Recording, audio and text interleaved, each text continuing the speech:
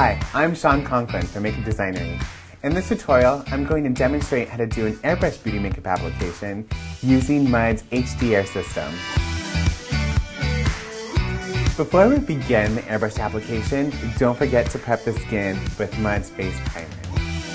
When using Mud's face primer, apply with either a professional sponge or the 940 foundation brush. Start from the forehead and work your way down to the neck. There are a few traditional makeup techniques I like to use before I start the airbrush application. One of them is base matching. I like to stripe two colors on the side of the face to see which one best blends into the skin. When I find the color that blends in, I know I have a true match. Another traditional makeup technique that I like to use is mixing a small amount of the HDR foundation with a corrector. They're both silicone based, so they'll create that beautiful seamless look.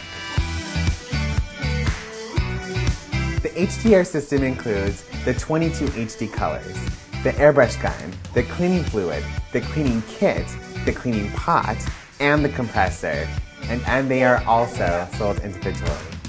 The SparMax Max 3 airbrush gun is a great tool. It allows you to control the amount of air and the amount of product used.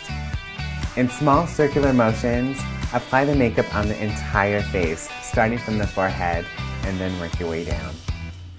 On the face, I choose to only use between 8 and 12 psi. That's pretty average. But on the body, you could crank it up to like 15.